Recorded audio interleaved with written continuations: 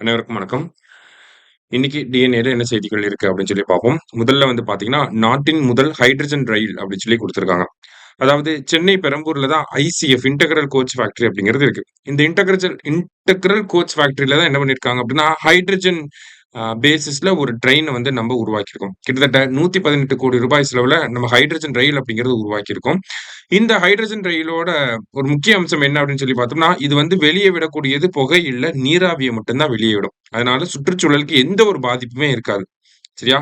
மின்சாரத்தால இயங்கக்கூடிய ரயில்கள் கூட பார்த்தீங்கன்னா, நமக்கு எலக்ட்ரிசிட்டி ஜெனரேஷன்ல சுற்றுச்சூழல் பாதிப்புகள் ஏற்படலாம். ஆனா, நம்மளுடைய ஹைட்ரஜன் ரயில்ல எந்த ஒரு பாதிப்புமே சுற்றுச்சூழலுக்கு எந்த ஒரு தீங்குமே ஏற்படாது. சரிங்களா? ஸோ இத்தகைய ரயில்கள வந்து பார்த்தீங்கன்னா, 50 முதல் 80 கிலோமீட்டர் தூரம் வரைக்கும் தான் இப்போதைக்கு இருக்கக்கூடிய டெக்னாலஜி வச்சு நம்மனால ரன் பண்ண முடியும். ஒரு ட்ரெயினுக்கு 10 பெட்டி இருக்கும். ஒரு பெட்டியில வந்து பார்த்தீங்கன்னா, 84 பேர் வந்து பயணம் செய்யலாம் அப்படின்னு சொல்லி குடுத்துருக்காங்க. இதனுடைய அந்த என்ஜினோட ஹார்ஸ் பவர் பார்த்தீங்கன்னா, கிட்டத்தட்ட 1200 குதிரை திறன். சரிங்களா? 1200 ஹெச்பி அப்படின்னு சொல்லி குடுத்துருக்காங்க. இதன் மூலியமா என்ன பண்ண முடியும்? இதனால 110 கிலோமீட்டர் வேகம் வரைக்கும் செல்ல முடியும் அப்படின்னு சொல்லி குடுத்துருக்காங்க. முதல் ஹைட்ரஜன் ரயில் அப்படிங்கிறது சோனிபட்லிருந்து ஜிந்த் வரைக்கும் இயக்கப்படும் அப்படிங்கிறதையும் சொல்லியிருக்காங்க. ஓகேவா? அ ஹரியானா மாநிலத்தில சோனிபட் டூ ஜிந்த் அப்படிங்கிறது தான் ஃபர்ஸ்ட்டு ஹைட்ரஜன் ரயில் போகக்கூடிய வழித்தடமாக இருக்க போகுது. அடுத்ததா, பர்டா வனவிலங்கு சரணாலயம் அப்படிங்கிறத சொல்லியிருக்காங்க.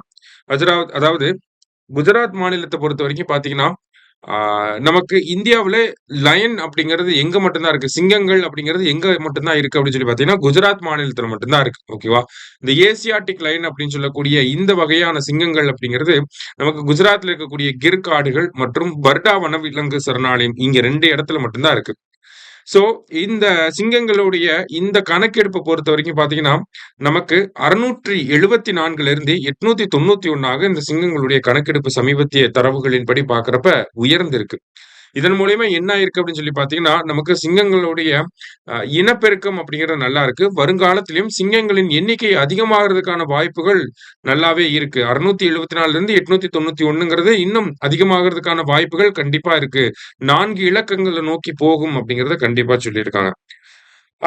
அதன் அடிப்படையில பார்க்கிறப்ப நமக்கு ஆ 2020ஆம் ஆண்டு ஆகஸ்ட் 15ஆம் தேதி தான் பார்த்தீங்கன்னா, ப்ராஜெக்ட் லயன் அப்படிங்கிறத நம்ம பிரதமர் வந்து அனவுன்ஸ் பண்ணியிருப்பாரு.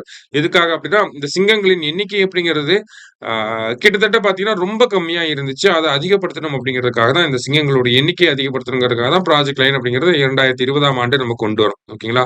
இதுல இன்னொரு பிரச்சனை என்னவா இருக்கு அப்படின்னு சொல்லி பார்த்தீங்கன்னா, இந்த 891 சிங்கங்கள்ல 384 மட்டும் தான் காட்டு பகுதிகள்ல இருக்கு. மீதி 507 சிங்கங்கள் பார்த்தீங்கன்னா, காடுகள் அல்லாத குடியிருப்பு பகுதிகள் பக்கத்துல நெருக்கமாக வசிக்குது அப்படிங்கிறத சொல்லியிருக்காங்க. இதனால மனிதர்களுக்கும், மிருகங்களுக்குமான மோதல் அப்படிங்கிறது அதிகமாகும் அப்படிங்கிறது ஒரு அச்சம் அப்படிங்கிறது இருக்கதான் செய்யுது.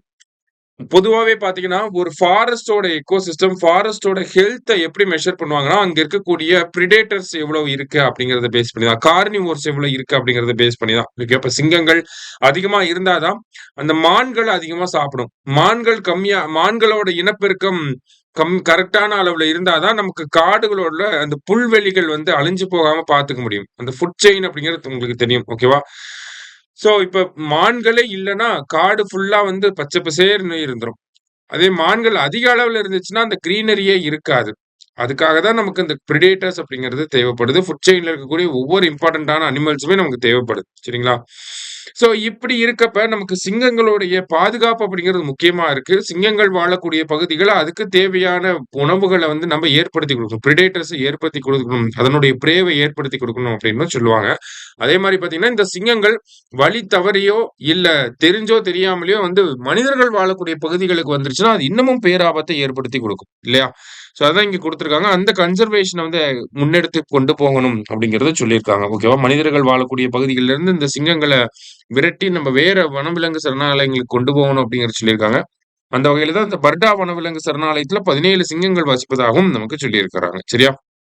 அடுத்ததா பார்த்தீங்க அப்படின்னா, இந்திய சிறாரிடம் நீடிக்கும் ஊட்டச்சத்து குறைபாடு அப்படின்னு சொல்லி குடுத்திருக்காங்க.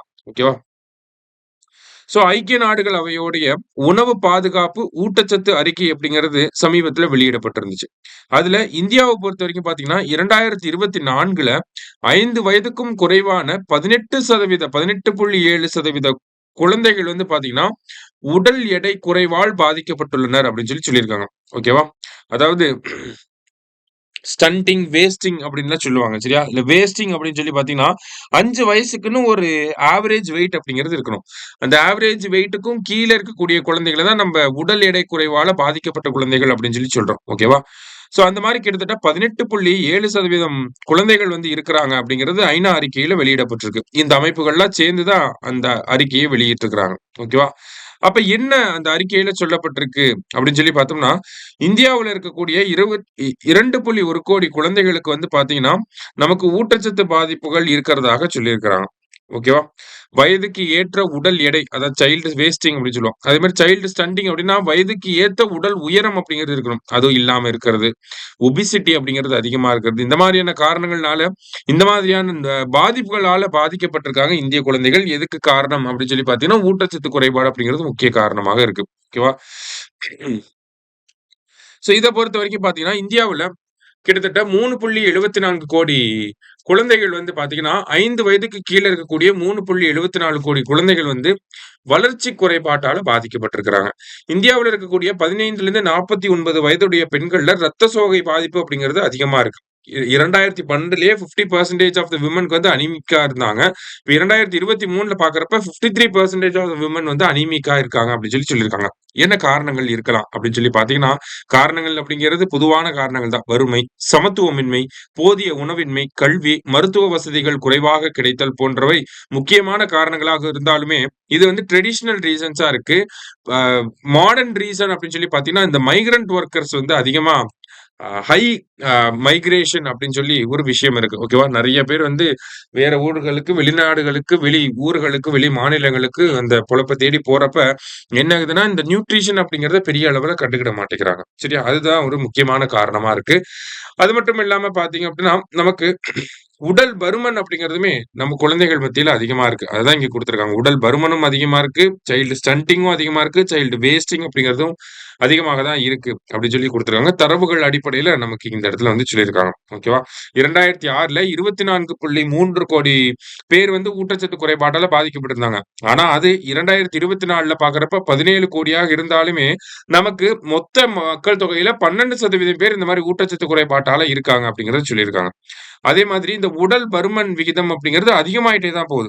27 லட்சத்திலிருந்து இப்ப 42 லட்சமா வந்திருக்கு. கடந்த 10 வருடங்கள்ல 2 மடங்காக அதிகரிச்சிருக்கு. அப்ப இதுக்கெல்லாம் வந்து விலைவாசி உயர்வு எப்படி காரணமாக இருக்கும் அப்படின்னு சொல்லி பார்த்தீங்கன்னா, இப்போ விலைவாசி உயர்வு விலைவாசி அதிகரிச்சுக்கிட்டே போறனால நமக்கு என்ன பண்ண முடியல, நமக்கு நியூட்ரிஷனல் ஃபுட்ட வந்து வாங்கி சாப்பிட முடியல. இப்ப ஒண்ணும் இல்ல. ஒரு 1/4 கிலோ முந்திரி, 1/4 கிலோ திராட்சை, 1/4 கிலோ பாதாம், 1/4 கிலோ பிஸ்தா, 1/4 கிலோ பேரிச்சம்பழம் இதையே நம்மனால ஒரு ரூ. 1000க்கு கம்மியா வாங்கிறவே முடியாது. சரிங்களா? எல்லாமே 1/4 கிலோ தான் சொல்றோம். ஆனா அது வாங்குறதுக்கே பார்த்தீங்கன்னா, ரூ. 1500லிருந்து ரூ. 1800 ஆயிருது. எல்லாமே 1/4 கிலோ தான். பசங்கள்ட்ட குடுத்தீங்கன்னா, ஒரு நாள்ல சாப்பிட்டு முடிச்சுருவாய்ங்க எல்லாத்தையுமே. அப்படிங்கிறப்ப இந்த ஊட்டச்சத்து அப்படிங்கிற அந்த ஒரு விஷயங்கள், அதனுடைய விலைவாசி அப்படிங்கிறது ரொம்ப அதிகமாயிட்டே தான் போய்க்கிட்டு இருக்கு. இல்லையா? 2017ல பார்த்தீங்கன்னா, ஒரு நாளைக்கு ஊட்டச்சத்து மிக்க உணவ சாப்பிடுறதுக்கு நமக்கு ஆன செலவு பார்த்தீங்கன்னா, ரூ. 124. ஆனா இன்னைக்கு 2024 அடிப்படையில பார்க்கிறப்ப, ஒரு நாளைக்கு ஊட்டச்சத்து மிகுந்த உணவு சாப்பிடணும்னா, நமக்கு ரூ. 340 தேவைப்படுது. ஓகேங்களா? கிட்டத்தட்ட $4 வந்து தேவைப்படுது. அதுதான் இந்த இடத்துல ஒரு முக்கியமான சமத்துவமின்மை நிலவக்கூடிய ஒரு விஷயமாக நம்ம பார்க்கிறோம். இப்ப என்ன தீர்வுகள்லாம் இருக்கு? இப்ப நாளுக்கு நாள் வந்து பார்த்தீங்கன்னா, நம்ம ஃபுட் பாஸ்கெட்டோட பிரைஸ் வந்து இன்கிரீஸ் ஆயிட்டே தான் போகுது. நியூட்ரிஷனல் ஃபுட்டோட பிரைஸ் வந்து இன்கிரீஸ் ஆயிட்டே தான் போகுது. ரொம்ப விளிம்பு நிலையில இருக்கக்கூடிய மக்களுக்கு அரசாங்கம் தன்னால முடிஞ்ச உதவிகள செஞ்சுட்டு இருக்காங்க. அதுதான் வந்து காலை உணவு திட்டம், மதிய உணவு திட்டம், அங்கன்வாடிகள்ல நமக்கு சத்துணவுகள குடுக்கறதுலேருந்து பொது விநியோகம் பப்ளிக் டிஸ்ட்ரிபியூஷன் கீழ நமக்கு சத்தான உணவு தானியங்கள வழங்குற வரைக்கும் இந்த மாதிரியான ஒரு விஷயங்கள பண்ணிக்கிட்டு இருக்காங்க. இதுல இன்னும் நியூட்ரிஷனல் கன்டென்ட்ட அதிகப்படுத்தணும் அப்படிங்கிறத சொல்றாங்க. ஓகேவா? அதே மாதிரி வளர்ச்சி குன்றிய சிறார்கள் எங்கெல்லாம் அதிகமாக இருக்காங்களோ, எந்தெந்த மாநிலங்கள்ல, எந்தெந்த மாவட்டங்கள்ல அதிகமா இருக்காங்களோ, அவங்களுக்கு அந்த இடத்த கண்டுபிடிச்சு முன்னாடிலாம் நமக்கு செக்ஸ் ரேஷியோ கம்மியா இருக்கக்கூடிய டிஸ்ட்ரிக்ட்ஸ் எல்லாம் பார்த்து ஐடென்டிஃபை பண்ணி, பேட்டி பச்சாவோ, பேட்டி பதாவோ அப்படிங்கிற திட்டத்த கொண்டு வந்து, அந்த இடத்துல செக்ஸ் ரேஷியோவை இம்ப்ரூவ் பண்ணாங்க. அதே மாரி நியூட்ரிஷனல் டெஃபிஷியன்சி எங்கெல்லாம் கம்மியா இருக்கோ, அந்த மாதிரியான மாவட்டங்கள ஐடென்டிஃபை பண்ணி, அங்க நம்ம நியூட்ரிஷனல் என்ரிச்மென்ட் அப்படிங்கிறத பண்ணணும் அப்படின்னு சொல்லி குடுத்துருக்காங்க. ஓகேவா? அதே மாரி கர்ப்பிணி பெண்கள் குழந்தைகளுக்கு தேவையான ஊட்டச்சத்தையும் நம்ப சரியான முறையில வழங்கணும் அப்படின்னு சொல்றாங்க. ரத்த சோகை அதாவது விமனுக்கு இருக்கக்கூடிய இந்த அனீமியா பிரச்சனைகள வந்து நம்ம சரி செய்யணும் அப்படின்னு சொல்லி சொல்றாங்க. ஸோ இதுக்கு அரசு பல்வேறு மல்டி ஸ்டேக் ஹோல்டர் அப்ரோச் அப்படிங்கிறது தான் இந்த இடத்துல கொண்டு வரும். பல பேரோட சேர்ந்து தான் நம்ம இத பண்ண முடியும் அப்படிங்கிறத குடுத்துருக்காங்க. இன்னைக்கு 3 முக்கியமான ஆர்டிகிள பார்த்திருக்கோம். நன்றி. சுரேஷ் IAS அகாடமி வெற்றியின் முகவரி.